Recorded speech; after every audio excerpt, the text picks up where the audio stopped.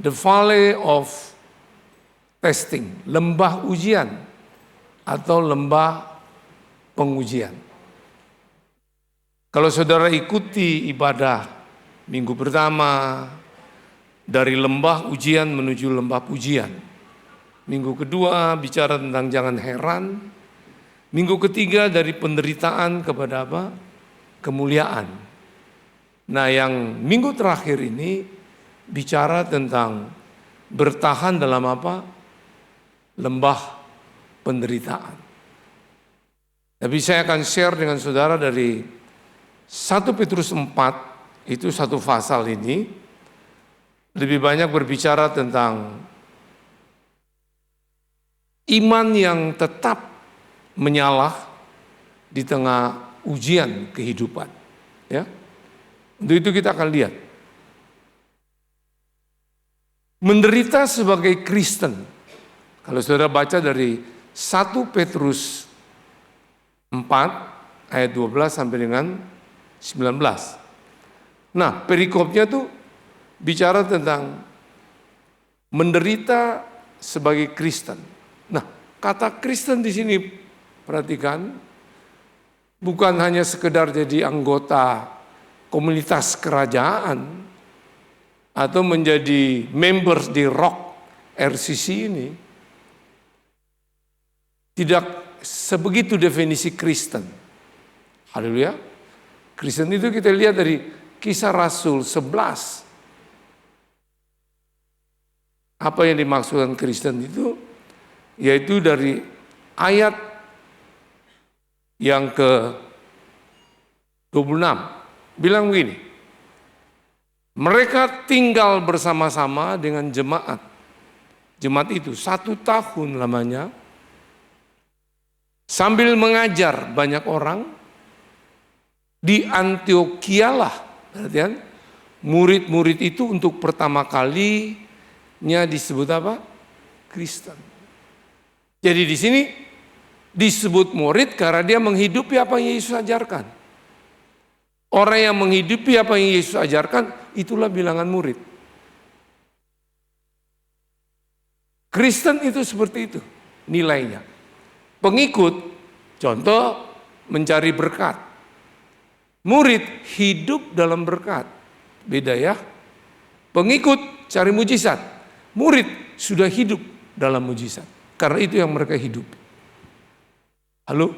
Paham ini? Loh, paham? Ya. Makanya tema bicara the valley of testing itu tidak akan kuat kalau saudara tidak upgrade hidup saudara menjadi bilangan murid. Kalau hanya jadi pengikut. Nah, hari ini saudara yang tahu apa saudara itu murid atau pengikut. Ya. Nah, dari ayat 12 sampai 19 saya akan share satu persatu sehingga kita bisa berlatih bagaimana di dalam ujian iman kita bisa yang tetap menyala di tengah ujian apa? Kehidupan. Haleluya. Loh, haleluya. Hidup ini pasti banyak tantangan, setuju? Halo, setuju? Kalau saudara tidak mau banyak tantangan, itu rantangan. Rantangan itu catering. Nah, catering pun itu ujian. Kalau cateringnya cuma nasi pecel, tantangannya cuma nasi pecel. Tapi seandainya saudara mau meningkat kelasnya lebih premium, tantangannya lebih besar. Setuju? Jadi kalau saudara cuma sekedar jadi member di Rock RCC ini, terlibat dalam gereja, terlibat dalam komunitas, tapi tidak menjadi bilangan murid, saya yakin tidak mungkin saudara siap menghadapi ujian dalam kehidupan. Makanya saudara lihat dalam gereja, berapa banyak orang melakukan seks sebelum menikah. Tapi kelihatannya pelayanan di atas panggung.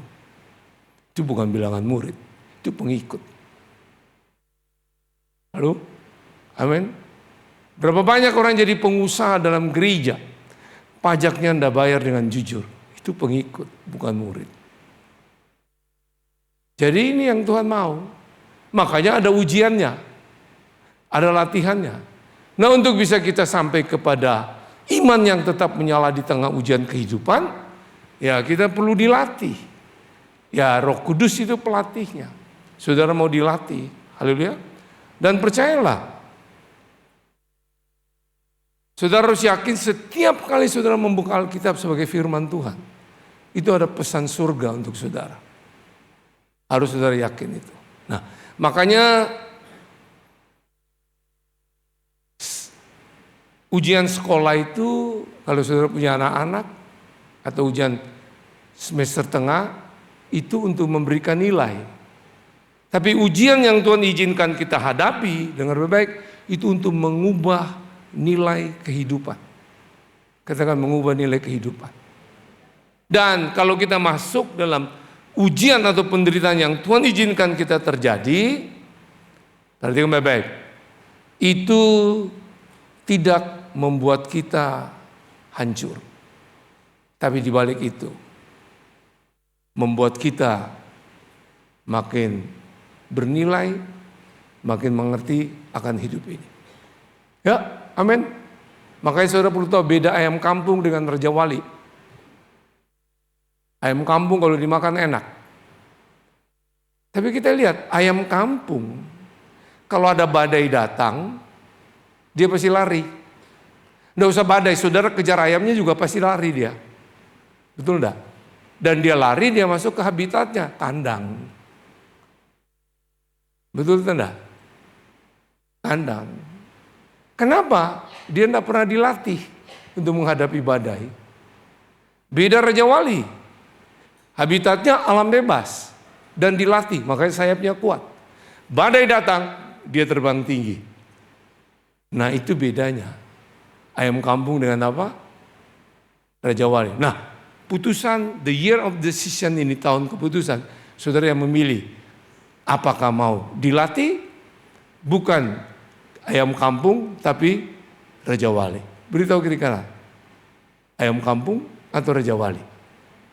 Tanya aja, bukan menyinggung. Jadi supaya kita jelas. Ya. Nah, makanya Tuhan izinkan ujian atau penderitaan sebagai proses untuk pemangkasan, menghasilkan satu buah yang tetap dan buah yang banyak dan buah yang apa? Tetap. Nah, makanya kita harus patut bersyukur bagaimana sekarang supaya iman yang tetap menyala di tengah apa? Ujian kehidupan. Kita belajar dari pasal ini. Ayat 12 sampai 13 kita baca. Saya akan bacakan. Berkata begini. 12 sampai dengan 13. Saudara-saudara yang kekasih, janganlah kamu heran akan nyala api siksaan yang datang kepadamu sebagai ujian. Seolah-olah ada sesuatu yang kuat biasa terjadi atas kamu. Ayat 13. Sebaliknya, bersukacitalah sesuai dengan bagian yang kamu dapat dalam penderitaan Kristus, supaya kamu juga boleh bergembira dan bersukacita pada waktu Ia menyatakan apa? Kemuliaannya. Dari ayat 12-13 ini, apa yang perlu kita latih? Yaitu memiliki mindset kerajaan Allah.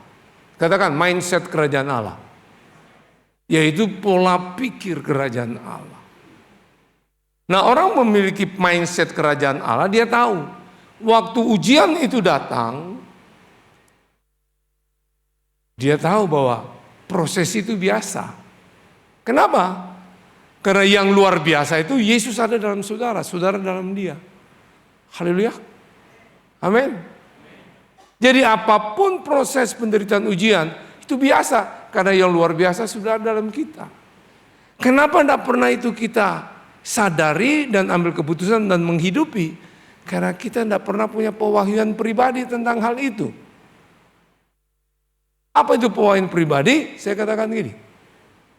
Secara kebenaran saudara terima Yesus, Yesus dalam saudara, saudara dalam Yesus. Betul atau tidak? Haleluya. Waktu saudara dalam Yesus dalam saudara, dia sumber segala-galanya ada dalam saudara. Betul atau enggak? Siapa sumber berkat? Tolong jawab. Ada dalam saudara. Saudara dalam dia. Berarti saudara berjalannya berkat itu mengikuti saudara. Amin. Siapa sumber mujizat? Ada dalam saudara, saudara dalam dia. Di mana-mana mujizat itu terjadi dalam hidup saudara. Amin. Siapa sumber pemulihan? Ada dalam saudara. Saudara dalam dia. Keluargamu selalu mengalami pemulihan. Siapa sumber jawaban? Tolong jawab.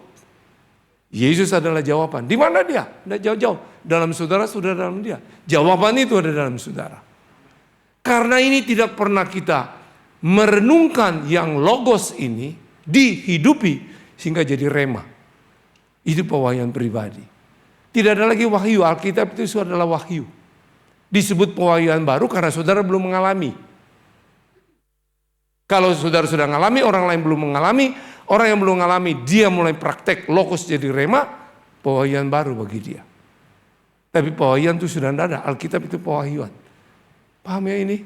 Makanya itu, ini yang harus saudara ngerti. Makanya sampai dengan Ayub. Dia ngalami jatuh bangun, dia ngalami macam-macam. Sampai Ayub 42 baru bilang, hari ini aku bukan dengar kata orang, tapi aku mengalami dan melihat sendiri. Haleluya, baru terjadi restorasi. Semua yang hilang diganti 100 kali ganda. Sama hari ini. Kalau saudara lihat, kalau saudara mengerti ini, saudara hidupi dengan mindset kerajaan Allah. Semua janji Tuhan pasti tergenapi. Sehingga kita makin mengerti, sebenarnya ujian itu tidak untuk menghancurkan saudara. Tidak membuat saudara knock out. Ujian penderitaan diizinkan saudara hadapi untuk menambahkan nilai hidup saudara. Dia upgrade. Nah makanya saya bilang, putusan itu mau atau enggak. Haleluya. Nah coba renungkan itu. Nah,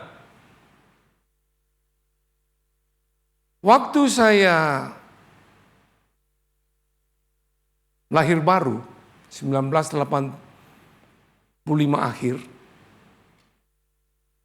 1986 saya sudah pergi bersaksi dan menyaksikan. Dari krisis yang tidak pernah tahu siapa papa mama kandung, 31 tahun jiwa saya sakit. Tapi waktu saya ketemu dia, terjadi pemulihan. Pemulihan itu saya harus latih untuk menerima orang-orang yang bermasalah seperti saya. Untuk mereka mengalami Yesus. Nah itu proses terjadi lagi, itu ujian. Pikir saya akan mulus. Kami bikin pembinaan seperti itu, ada yang laku perzinahan di rumah, ada yang membunuh, ada yang mau bunuh diri, ada yang menipu dengan secara macam-macam. Tapi begitu dilalui, makin mengerti lagi. Ternyata kasih Tuhan untuk bisa penuhi kita perlu diuji. Apakah betul kita tetap percaya kasih itu ada dalam hidup saya dalam dia. Haleluya. Nah jangan berpikir selesai. Saya ngalami tsunami di Palu. Dan itu lihat orang mati di likuifasi, lihat orang baru naik di tiang listrik, pegang kakaknya, begitu dilepas, ditarik masuk dalam tanah. Waktu itu saya dididik Tuhan untuk melepaskan regenerasi, untuk menjadi penggembalaan yang saya merasa panggilan saya bukan gembala, untuk mendidik orang jadi gembala. Waktu mau buat itu, surat-surat dari jemaat menolak orang yang saya mau. Tapi waktu tsunami, semua pada lari keluar. Hanya dia yang bilang, saya mau hidup dan mati dengan istri dan anak untuk kota ini. Dan Tuhan bilang, itu orangnya. Sudah tidak usah aku pilih dan tidak ada yang banyak cincong. Sekalipun cincau banyak. Waktu itu terjadi, baru saya mengerti regenerasi. Bukan yang mulus, tapi perlu diuji proses. Ya, masih banyak bisa belajar dari situ. Nah, Berikut lagi, jadi jangan pikir selesai. Waktu kena lockdown di Papua, COVID-19, 3 bulan lockdown di Papua, tinggal di hotel, menghadapi COVID. Itu salah satu diuji itu apa? Soal keuangan, tinggal di hotel 3 bulan. Bagi saya cukup berat bayarnya. Ngerti enggak? Ya. Tapi waktu istri saya coba-coba hitung-hitung, saya bilang kalkulatormu hancur, kalkulator sorga yang berlaku, saya bilang. Nah disitulah lagu yang muncul. Ku sembah kau Allahku, Bapa dan sahabatku, kau yang pedulikan seluruh hidupku, termasuk segala-galanya kan? Dan waktu saya mempercayai itu, sudah percaya, selesai. Uang berkat mengikuti kami. Amin. Setelah COVID, di situ saya kena glukoma. Glukoma bukan karena diabetes atau kencing manis dan segala. Karena pandangan menyempit akibat saraf saya rusak. Yang saya tidak tahu sejak sudah lama, 50% rusak. Dan di situ juga Tuhan didik saya. Belajarlah percaya bukan karena melihat. Jadi sekarang apa kata firman itu ya dan amin. Ya.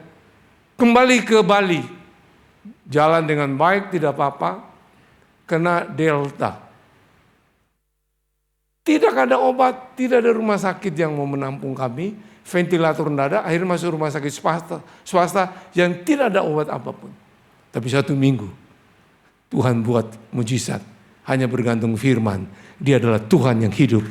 Alfa dan Omega. Selesai? Enggak. Di umur 71 tahun kemarin.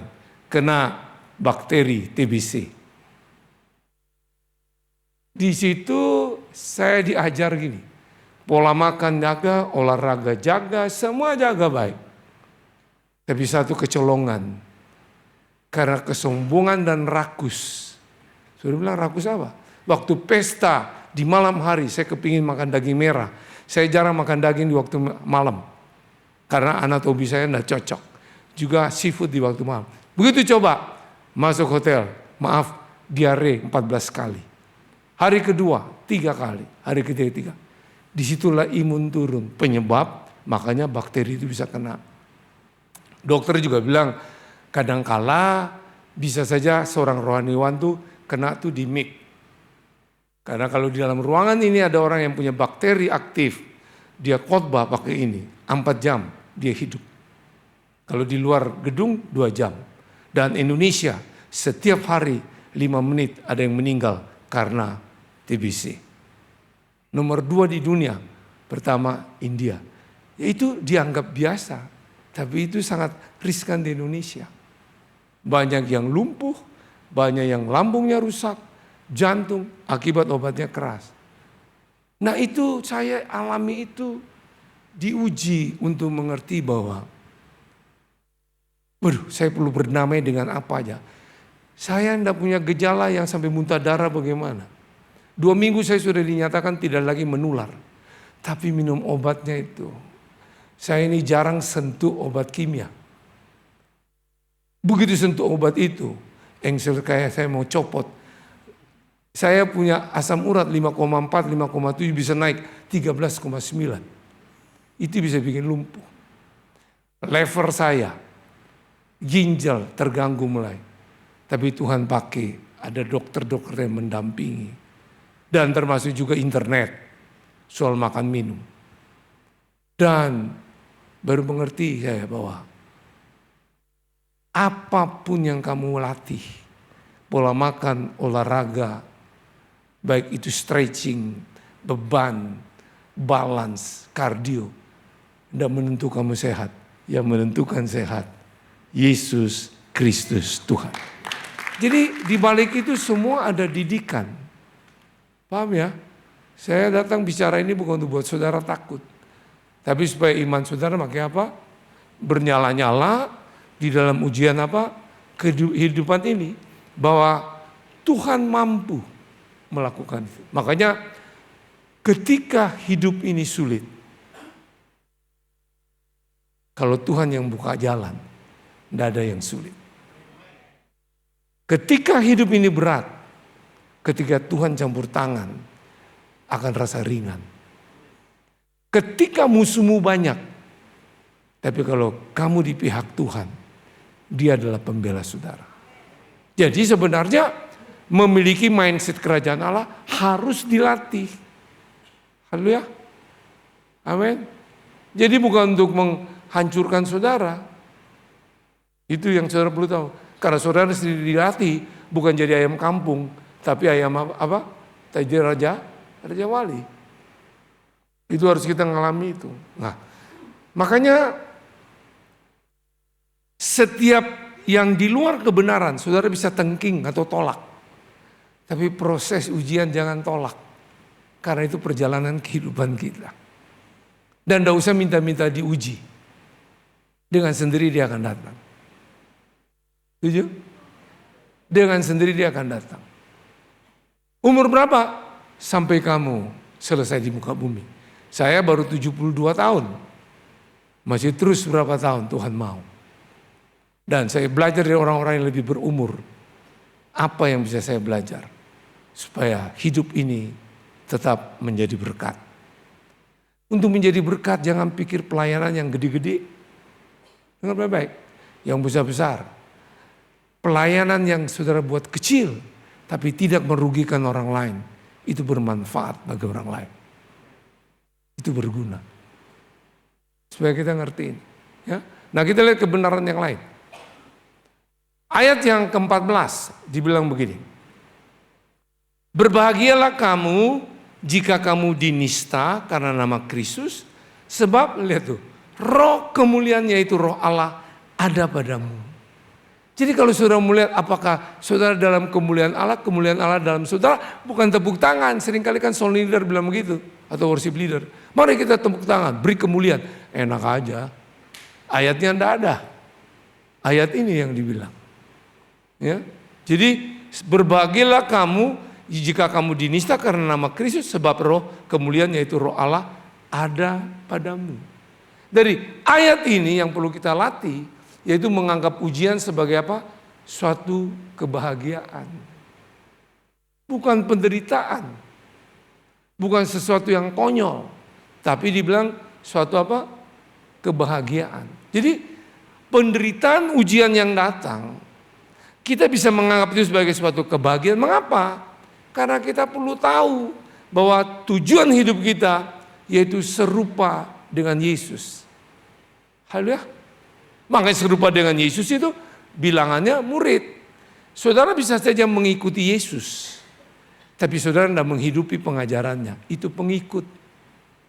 Tapi seorang murid, dia mengikuti siapa yang dia dimuridkan. Halo, tapi dia menghidupi yang memuridkan. Amin. Loh, amin. Makanya saya bilang, kekristenan di Yesus ini bicara bilangan murid. Saudara tidak bisa paksa anak-anak saudara. Jangan tidur ya dalam ibadah. Sudahlah. Selama dia belum mengalami Tuhan, dia akan tidur ngorok. Kecuali gempa datang. Tidak perlu.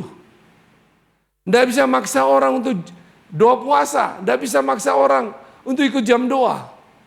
Selama dia belum mengalami Tuhan, tidak mungkin dia akan buat itu. Percaya. Khotbah tidak membuat seseorang berubah. Pengajaran tidak membuat seseorang berubah. Sistem apapun tidak membuat seseorang berubah. Yang bisa buat orang berubah, orang itu mau menghidupi hidupnya Tuhan. Dan Tuhan yang buat dia berubah. Oke? Papa mamamu semua tidak bisa. Hanya Tuhan.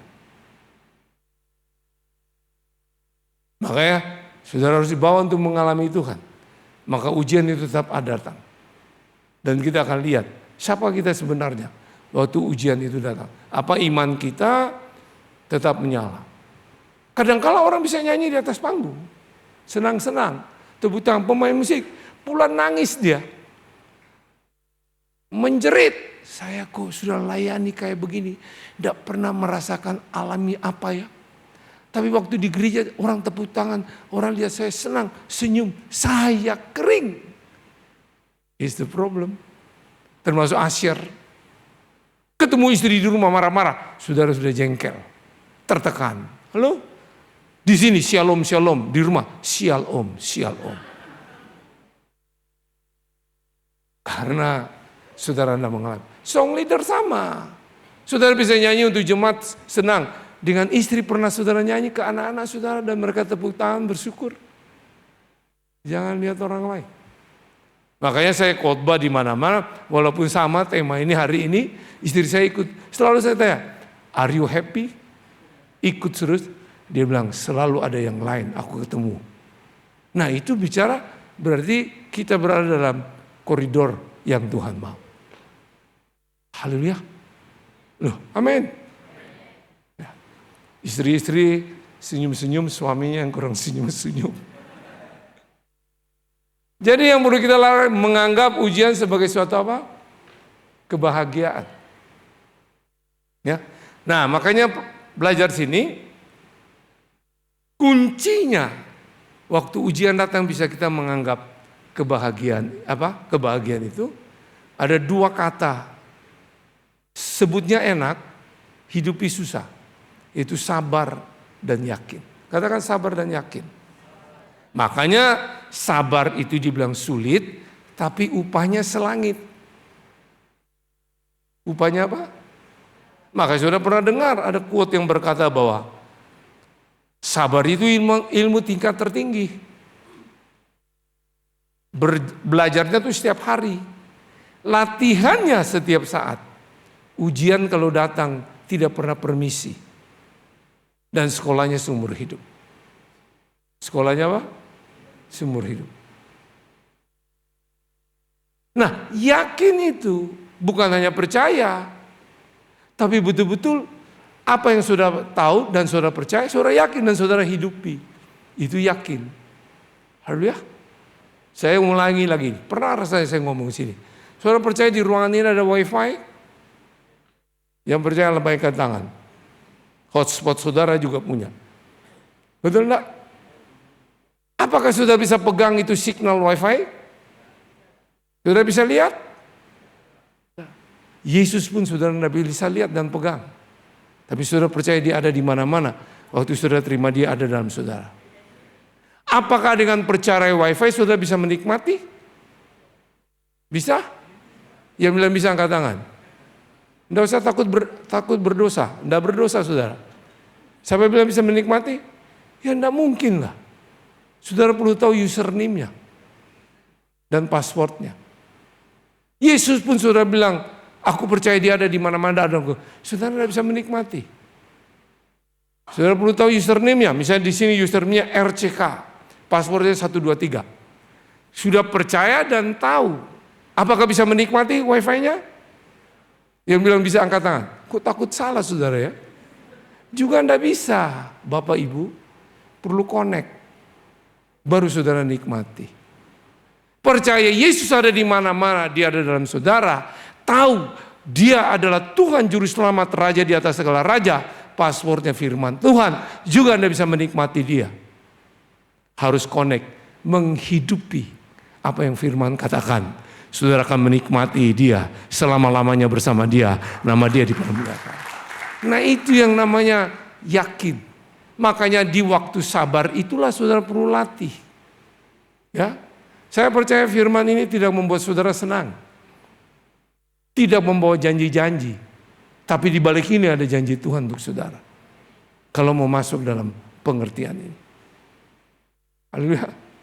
Amin. Ya, jadi sabar dan yakin itu. Makanya kekuatan seseorang itu tidak terletak pada ototnya. Tapi kesabaran dan kegigihannya. Ya. Jadi waktu saya disuruh minum itu obat TBC, itu 6 bulan. 2 bulan untuk mematikan virus aktif, 4 bulan laten. Laten itu tidur. Dosisnya 3.600 mg. Saudara, waktu saya minum itu 80% tenaga saya hilang. Dan mampu jalan 330 engsel kayak mau copot. Engsel kaki, lutut. Tidur 1 bulan tidak bisa. Istilah saya, urat tidur saya putus. Tidak bisa. Emosi kalau sudah tidak tidur. Tapi tetap pelayanan. Kalau sudah diam dalam hadirat Tuhan, Tuhan itu baik. Di-charge lagi, Zoom. Kalau khotbah tidak bisa. 2 bulan saya tidak pernah khotbah. Melalui Zoom ya. Keluar kota juga tidak. Saya sudah mau buang itu obat. Karena saya jarang sentuh obat kimia. Kaget saya punya lambung juga. Daging merah sudah kaget, ini kaget lagi. Sampai saya marah-marah dokter. Tapi sudah saya minta maaf sama mereka. Waktu mau buang, yalah. Hubungan itu lebih penting dari tugas, dari pelayanan. Punya hubungan dengan Tuhan. Tiba-tiba impresi turun di saya. Kalau kamu buang itu, kamu akan bunuh berapa orang kalau kamu khotbah kemana-mana. Wah, kaget saya. Makanya di istilah saya dilatih untuk berdamai dengan obat kimia. Waktu saya ngerti ini, saya berdamai. Untuk bahagia, orang lain bahagia. Bahagia itu adalah apa yang kita bisa buat untuk orang lain hidup bahagia. Bukan diri kita. Waktu saya buat itu, makanya puji Tuhan, baru 5 Januari kemarin, merdeka saya. Tidak lagi sentuh obat itu, karena Tuhan bebaskan saya.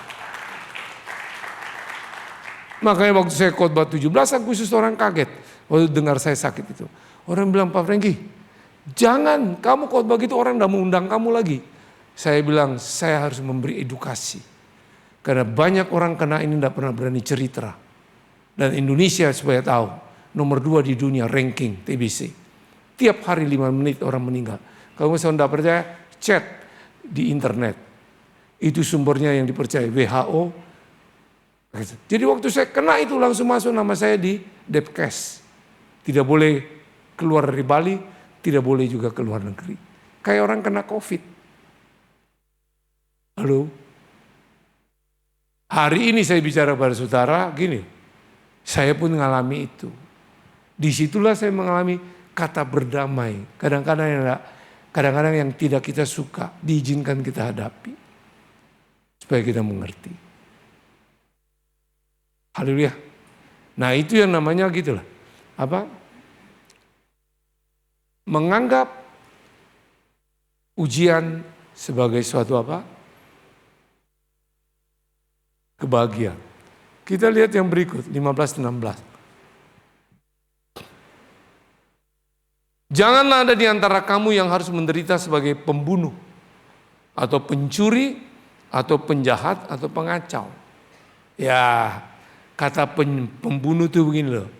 Jangan sampai istri orang lain kamu lecehkan. Itu kan pembunuh. Ngerti? Pengacau itu gini. Jangan sampai bisnis orang lain yang bukan bagian kamu rebut dengan cara yang tidak benar. Itu pengacau.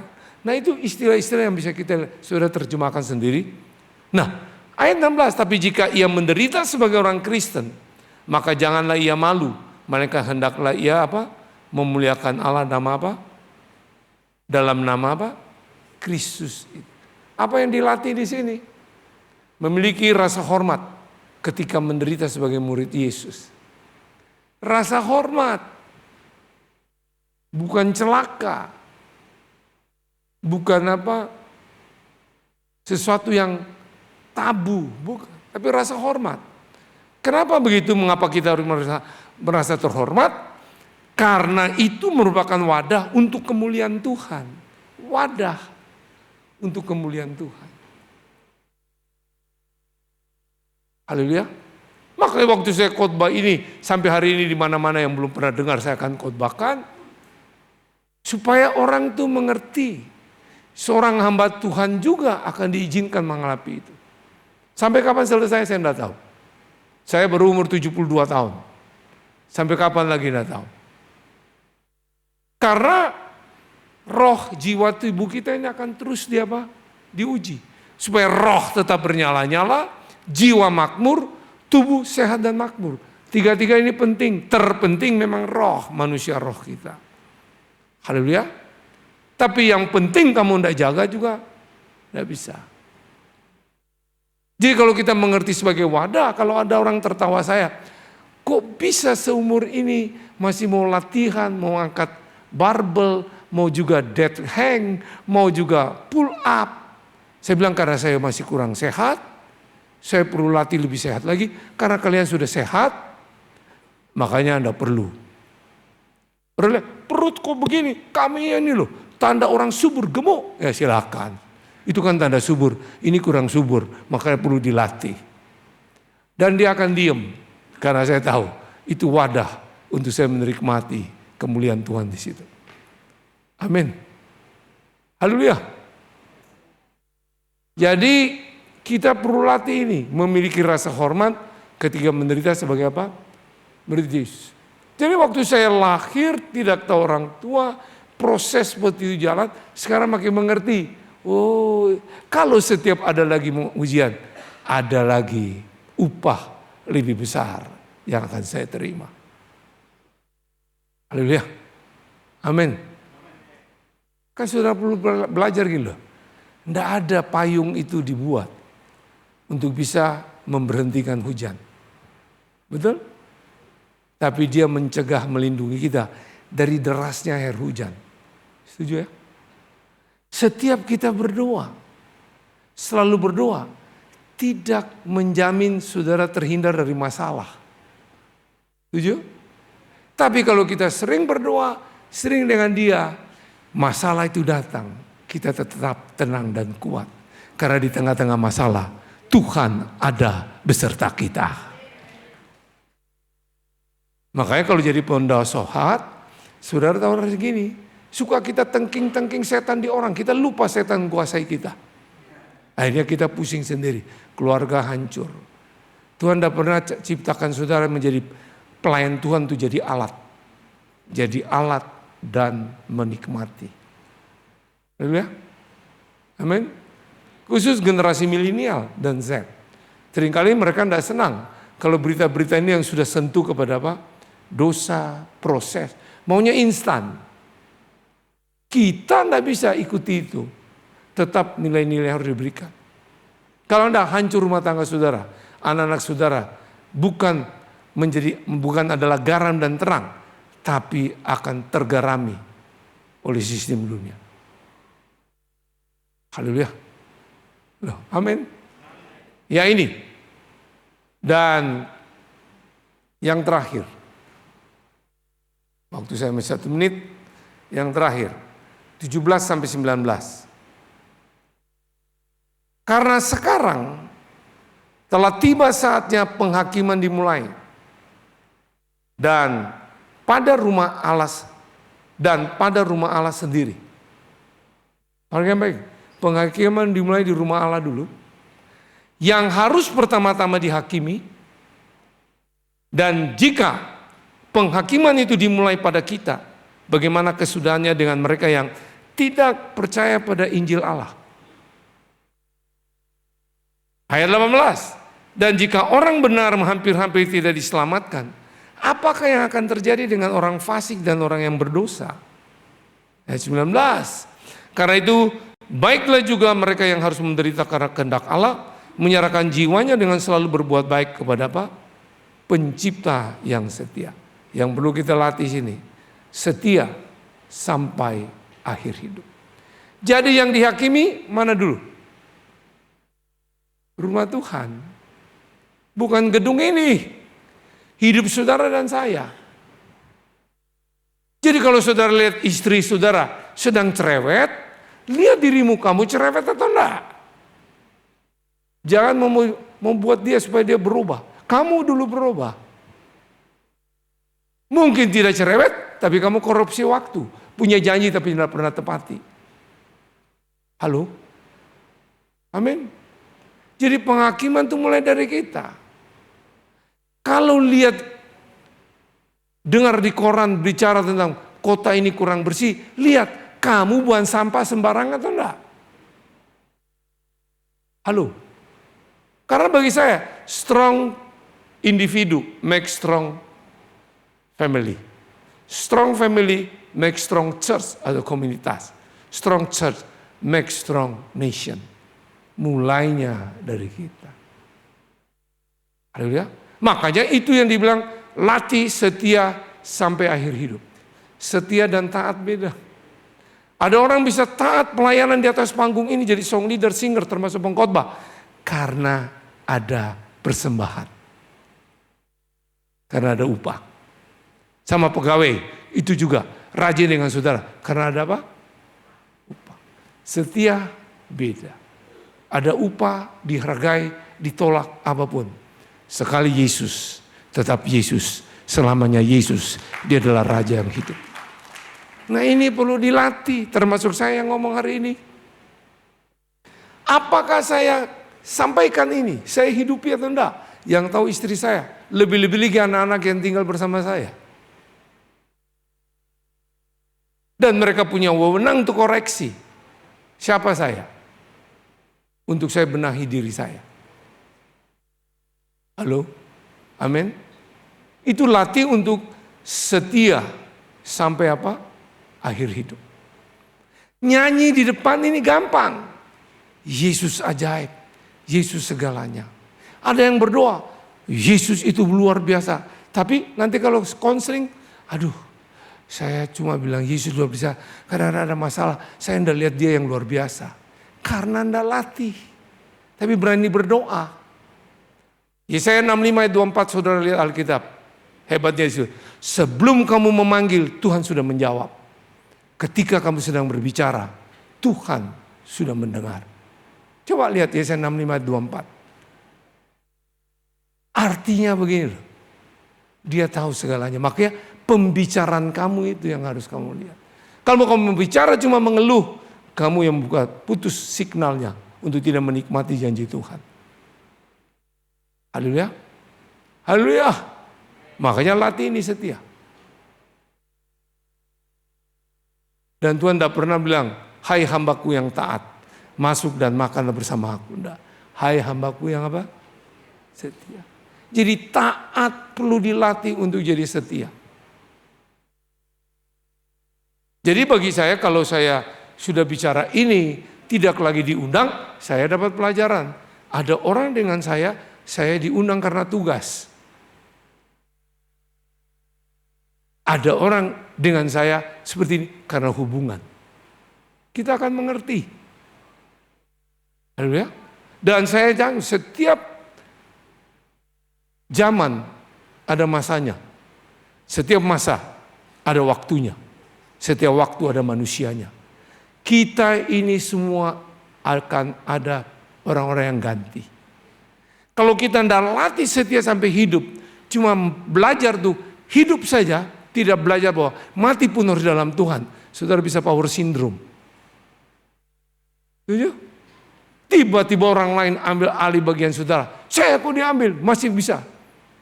Karena kamu tidak punya hubungan dengan Tuhan. Kamu akan kaget di situ. Haleluya. Amin. Amin. Tapi kalau kita setia sampai hidup apa? Setia sampai akhir hidup, latih. Kita tidak akan power syndrome. Kita ketemu Tuhan terus dan makanya kenapa dalam gereja kalau perpindahan posisi pemimpin ngambek, betul enggak? Karena yang dicari kedudukan.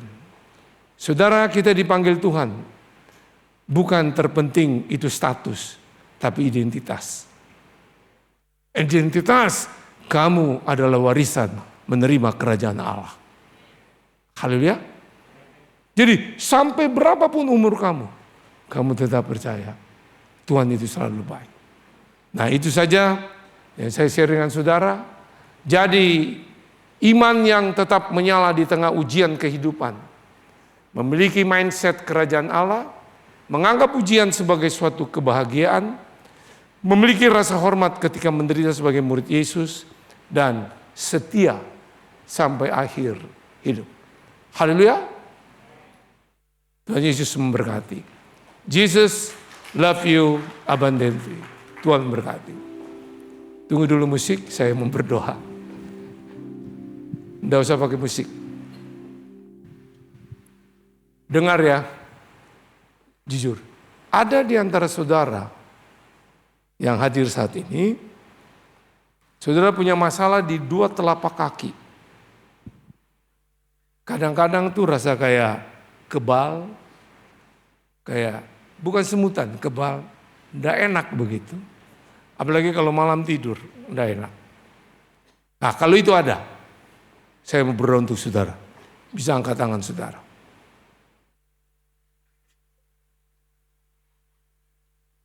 Ibu bisa berdiri di tempat. Yang sudah angkat tangan bisa berdiri di tempat. Saya bukan mempermalukan saudara. Apa Tuhan taruh di hati saya ngomong. Ya, jadi saya juga khotbah. Kadang-kadang beda isinya, saya lihat dari respon jemaat secara spirit. Ada ibu, dua, saya bisa lihat lagi di belakang siapa? Sebelah kiri saya ada, oh ibu. Ya, 3 orang. Ya, taruh kedua tangan di dada ibu. Saya berdoa.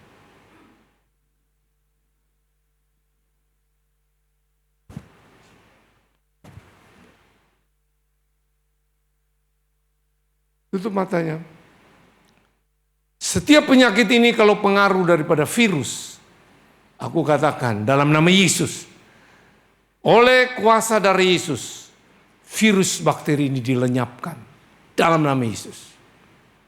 Dan kalau ini karena permainan adalah karena saraf, ataupun otot, atau syarat kejepit di punggung belakang, atau masalah tendon, ligamen, engsel, apa saja yang tidak aku bisa sebut satu persatu, saling menyesuaikan. Dalam nama Yesus kembali pada posisi normal. Dan aku percaya Tuhan,